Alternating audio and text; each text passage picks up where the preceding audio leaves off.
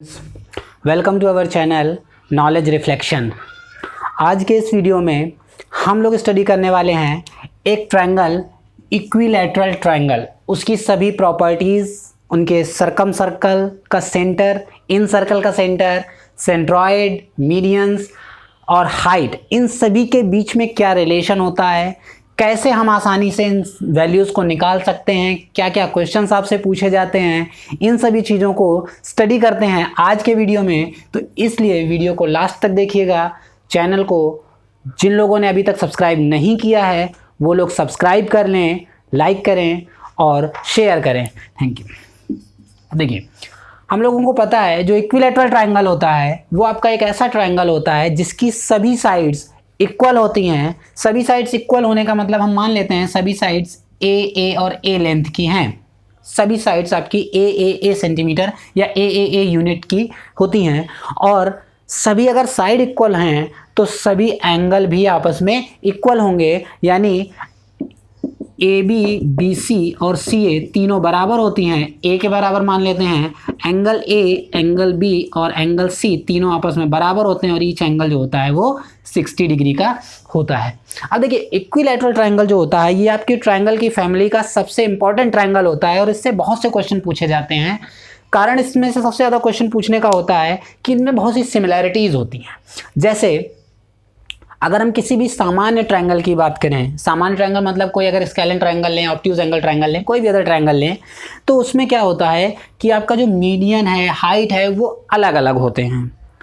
जो आपका equilateral triangle होता है ये आपका एक ऐसा ट्रायंगल होता है इसकी मीडियन यानी माध्यिका और ऊंचाई यानी एल्टीट्यूड दोनों एक ही रेखाएं होती हैं। यानी अगर हम कहें कि हम त्रिभुज ABC अगर इक्विलैटरल ट्रायंगल है, ABC अगर आपका एक इक्विलैटरल ट्रायंगल है तो अगर हम उसकी माध्यिका खींचेंगे तो AD अगर उसकी माध्यिका होगी तो AD ही माध्यिका भी होगी और वही राइट एंगल पर बाइसेक्ट भी करेगी तो AD ही आपकी ऊंचाई भी होगी। यानी जो इक्विलैटरल ट्रायंगल होता है उसकी ऊंचाई यानी एल्टीट्यूड और माध्यिका एक ही रेखा होती है, यानी एक ही रेखा जो होती है वही उस त्रिभुज की माध्यिका होती है, वही उस त्रिभुज की ऊंचाई कहलाती है। तो कभी कभी आपसे प्रश्न पूछा जाता है कि वह कौन सा त्रिभुज होता है जिसकी ऊंचाई और माध्यिकाएं समान होती हैं या एक ही होती हैं, तो आप याद रखिएगा उसका उत्तर हमेशा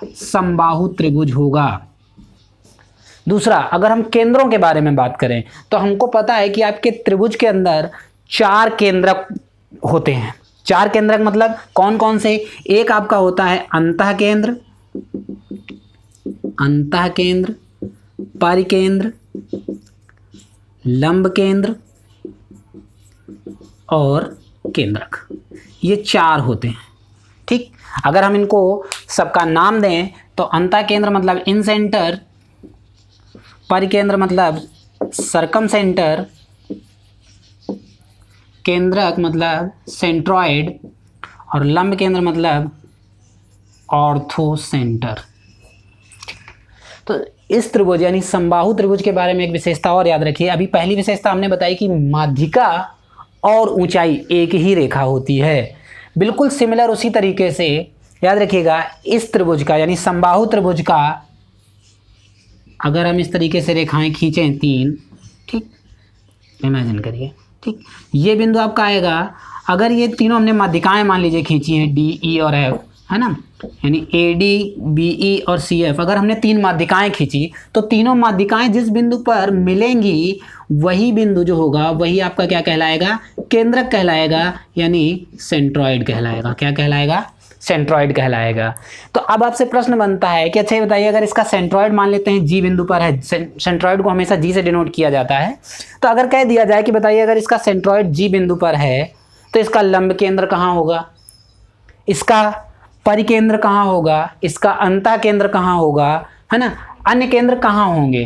तो याद रखिएगा समबाहु त्रिभुज एक विशेष प्रकार का त्रिभुज होता है जिसके सभी केंद्र संपाती होते हैं। सभी केंद्र, चारों केंद्र, अंतः केंद्र, परिकेंद्र, लंब केंद्र और केंद्रक, सभी केंद्र संपाती होने का मतलब है चारों केंद्र एक ही बिंदु पर स्थित होते हैं। यानी जो इस त्रिभुज का केंद्रक होगा, जो इस त्रिभुज का केंद्रक होगा वही उस त्रिभुज का अंतः केंद्र होगा, वही उस त्रिभुज का परिकेंद्र होगा, वही उस त्रिभुज का लंब केंद्र होगा और वही उस त्रिभुज का केंद्रक भी है। यानी अगर आपसे पूछा जाए एक ऐसा त्रिभुज का नाम बताइए जिसके सभी केंद्र एक ही बिंदु पर स्थित होते हैं, मतलब संपाती होते हैं, तो आपका उत्तर होगा समबाहु त्रिभुज। और अगर मान लीजिए घुमा के पूछता है, उल्टा पूछता है कि समबाहु त्रिभुज के सभी केंद्र कहाँ स्थित होते हैं या केंद्रक कहाँ स्थित होता है, तो या लंब केंद्र कहाँ स्थित होता है, तो याद रखिए अगर आपसे पूछता है लंब केंद्र कहाँ स्थित होता है तो आपका उत्तर होगा केंद्रक पर स्थित होता है। यानी केंद्रक और लंब केंद्र एक ही बिंदु होते हैं। दो चीजें हमने अभी आपको बताई हैं, इनको याद रखिएगा। ऊंचाई और माध्यिका एक ही होती है, एक ही रेखा होगी, जो एडी ऊंचाई भी होगी, एडी माध्यिका भी होगी। जो तीनों माध्यिकाएं जिस बिंदु पर कटेंगी वही केंद्रक, लंब केंद्र, अंतः केंद्र और परिकेंद्र, यानी circum centre, centroid, ortho centre और इन सेंटर, सारे सेंटर्स एक ही बिंदु पर होंगे। अब आपसे इसमें प्रश्न आता है कि अंतः वृत्त की त्रिज्या और परिवृत्त की त्रिज्याएं क्या होंगी, क्या संबंध होगा, दोनों को स्टडी करते हैं। अब हम लोग स्टडी करते हैं अंतःवृत्त परवृत्त की त्रिज्याओं का क्या संबंध होता है। ठीक, तो देखिए अभी जस्ट हम लोगों ने पढ़ा कि जो ये केंद्रक होगा सेंट्रॉइड, यही बिंदु आपका अंतःवृत्त की त्रिज्या होगी, यही परिवृत्त की त्रिज्या होगी। यही बिंदु आपका अंतःवृत्त यानी सर्कम सर्कल की भी रेडियस है और इन सर्कल की भी रेडियस है। तो देखिए इन सर्कल की रेडियस जो होगी, तो इन सर्कल का रेडियस का मतलब क्या होगा, देखिए ये तीनों माध्यिकाएं ऊंचाई का भी काम करेंगी। माध्यिकाएं और ऊंचाइयां समबाहु त्रिभुज की क्या होती हैं, समान होती हैं, यानी जो माध्यिका होगी वही ऊंचाई होगी। ठीक, तो देखिए इस बिंदु से सेंट्रॉइड से यहां तक की जो दूरी होगी, क्योंकि ये लंब है, यहां तक की जो दूरी होगी ये अंतःवृत्त की त्रिज्या होगी, क्योंकि अंतःवृत्त आपका इस तरीके से जाएगा, तीनों बिंदुओं को स्पर्श करता हुआ जाएगा, है ना। तो ये जो दूरी होगी ये आपकी क्या होगी, अंतःवृत्त की त्रिज्या होगी। और ये जो दूरी इस बिंदु से यहां तक की दूरी है वही यहां होगी, वही यहां होगी, यानी ये आपकी परिवृत्त की दूरी है, परिवृत्त की त्रिज्या है। अब आपसे दो प्रश्न पूछे जाते हैं। पहला प्रश्न आपसे पूछा जाता है कि अंतःवृत्त की त्रिज्या कितनी है ना। कोई भी आपकी भुजा दी गई है, तो भुजा मतलब समबाहु त्रिभुज है यानी इक्विलैटरल है, तो उसकी भुजा हमेशा ए मानते हैं। इक्विलैटरल भुजा क्या मानेंगे, ए। तो पहला एक क्वेश्चन आपसे जो पूछा जाता है कि अंतःवृत्त की त्रिज्या और परिवृत्त की त्रिज्या का अनुपात, ठीक है ना, यानी अंतःवृत्त की त्रिज्या रेशियो परिवृत्त की त्रिज्या, परिवृत्त की त्रिज्या। देखिए याद रखिएगा कौन सा वृत्त पहले किया जाता है उसके आधार पर होगा। अंतःवृत्त मतलब इन सर्कल रेडियस, है ना, और रेशियो सर्कम सर्कल की रेडियस, सर्कम सर्कल की रेडियस। तो देखिए जो आपके केंद्रक होता है, आप लोगों ने पढ़ा है केंद्रक जो होता है वो हमेशा माध्यिकाओं को किस अनुपात में विभाजित करता है, 2:1, यानी केंद्रक जो होता है एजी अनुपात जीडी जो होगा वो आपका कितना होगा, 2:1 होगा, 2:1। तो याद रखिए यहीं पर समझिए जो एजी भुजा है वो परिवृत्त की त्रिज्या है, यानी परिवृत्त की त्रिज्या 2 होगी, और जीडी जो है वो अंतःवृत्त की त्रिज्या है, यानी वो 1 होगी। तो अगर आपसे पूछा जाता है अंतःवृत्त की त्रिज्या और परिवृत्त की त्रिज्या का अनुपात, तो 1:2। अगर आपसे उल्टा पूछ लिया जाए यानी परिवृत्त की त्रिज्या अनुपाते अंतःवृत्त पूछा जाए, तो वो आपका आएगा कितना, 2:1। देखिए परिवृत्त अगर पहले लिखा है, अनुपाते अंतःवृत्त की त्रिज्या पूछा है तो 2:1। अगर आपसे पूछा जाए अंतःवृत्त की त्रिज्या अनुपाते परिवृत्त की त्रिज्या, तो आपका उत्तर हो जाएगा कितना, 1:2। तो याद रखिएगा कौन सा वृत्त पहले कहा गया है उसके आधार पर आपका प्रश्न बदल जाएगा। यानी अगर जो अंतःवृत्त होगा, अंतःवृत्त उसकी त्रिज्या होगी जीडी, और जो परिवृत्त होगा उसकी त्रिज्या होगी एजी। अब केवल एजी जरूरी नहीं, एजी कहें चाहे बीजी कहें चाहे सीजी कहें, तीनों बराबर होंगी क्योंकि, और यहाँ जीडी कहें चाहे आपका जीसी कहें, जीई या जीएफ, तीनों, क्योंकि जो दूरी यहाँ होगी वही यहाँ होगी, वही यहाँ होगी। तो अंतःवृत्त और परिवृत्त की त्रिज्याओं में हमेशा अंतःवृत्त पहले बोले हैं तो अंतःवृत्त पहले आएगा, तो 1:2 का अनुपात होगा। अगर पूछा जाए परिवृत्त और अंतःवृत्त की त्रिज्याओं का अनुपात, तो वो 2:1 होगा।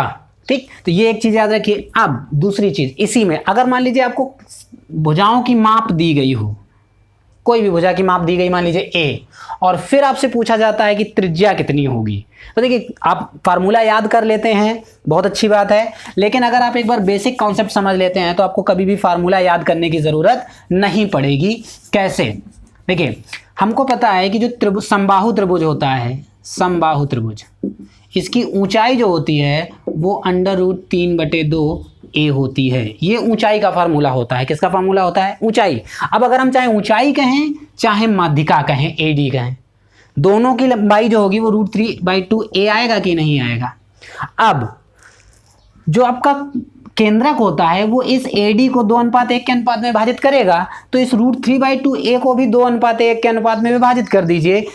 जब आप 2:1 के अनुपात में विभाजित करेंगे, जो उत्तर आएगा, जो बड़ा भाग आएगा वो परिवृत्त की त्रिज्या हो जाएगी, जो छोटा भाग आएगा वो अंतःवृत्त की त्रिज्या हो जाएगी। अब अनुपात में तोड़ना, जैसे एडी को अगर हमें 2:1 अनुपात में विभाजित करना है ना, कैसे? एजी अनुपात जीडी 2:1 में विभाजित करना है, तो अगर हमें एजी का मान निकालना होगा तो एजी का मान कैसे निकालेंगे? एजी बराबर, एजी का अनुपाती मान कितना है? 2 बटे दोनों का अनुपाती योग यानी 3 इंटू एडी, एडी का मान √3/2 ए है, √3/2 ए, यानी ए मतलब त्रिभुज की भुजा। तो देखिए ये 2 और 2 कट जाएगा, ये √3 से इसको डिवाइड कर देंगे, तो एजी बराबर क्या आएगा आपका?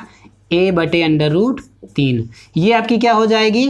परिवृत्त की, अभी आपने लिखा ना परिवृत्त की त्रिज्या क्या होगी? एजी। जो एजी का मान आएगा वही बीजी का मान आएगा, वही सीजी का मान आएगा, तो एजी कितना आ जाएगा? a√3। परिवृत्त यानी सरकम सर्कल की रेडियस, circumcircle radius, radius of circumcircle कितनी हो जाएगी आपकी? a/√3। अब अगर हम कहें यहीं पर अंतःवृत्त की त्रिज्या, अंतःवृत्त की त्रिज्या, तो अंतःवृत्त की त्रिज्या कैसे निकालेंगे? अंतःवृत्त की त्रिज्या का अनुपातिक मान कितना है? 1। तो देखिए अंतःवृत्त की त्रिज्या मतलब 1/3 इंटू एडी, ये एडी का अनुपात है, तो एडी कितना है? √3/2। तो यहां से इसका मान आपका कितना आ जाएगा? a/2√3। ये आपका किसका मान आ जाएगा? अंतःवृत्त यानी इन सर्कल, किसकी रेडियस आएगी? Radius of in circle. तो किसी भी समबाहु त्रिभुज के जो परिवृत्त होता है उसकी त्रिज्या a/√3, अगर आप a मान दिया गया है, मान लीजिए 6, 10 कुछ भी दिया गया है, तो 10/√3 उसकी परिवृत्त की त्रिज्या हो जाएगी। अगर अंतःवृत्त की त्रिज्या पूछी जाती है तो a/2√3। तो कहने का मतलब होता है जो अंतःवृत्त की त्रिज्या होगी, यानी ये हिस्सा जो होगा वो a/2√3 होगा, और ये जो हिस्सा होगा एजी, ये a/√3 होगा। कैसे निकालते हैं? अगर ये आपको याद रहेगा तो आप हमेशा कभी भी कंफ्यूज नहीं होंगे। आप सिंपली याद रख सकते हैं कि एजी का मान आपका जो आता है, यानी परिवृत्त की त्रिज्या होती है वो भुजा/√3 होती है, और जो अंतःवृत्त की त्रिज्या होती है वो भुजा/2√3 होती है। अगर आप यहाँ से भी अनुपात निकालेंगे एजी और जीडी का, तो वो भी कितना आएगा? 2:1 आएगा। ये आपके समबाहु त्रिभुज के सरकम सर्कल और इन सर्कल के बीच का रिलेशन होता है, ठीक है ना। अगर हम कहें कि सरकम सर्कल RC और इन सर्कल की रेडियस RI है, तो इनका अनुपात सरकम सर्कल यानी 2:1 आएगा, और अगर RI यानी इन सर्कल अनुपात RC पूछा जाएगा तो 1:2 आएगा। इसको हमेशा ध्यान रखिएगा। फिर अगर आपसे पूछा जाए RI यानी इन सर्कल की रेडियस कितनी है, तो a/2√3 आएगा। अगर सरकम सर्कल की रेडियस पूछी जाए तो a/√3 आएगा। बस इन 4 चीज़ों को याद रखिए, आपके इक्विलैटरल ट्रायंगल से आने वाले लगभग क्वेश्चन आपके सॉल्व हो जाएंगे बहुत आसानी से। Thank you.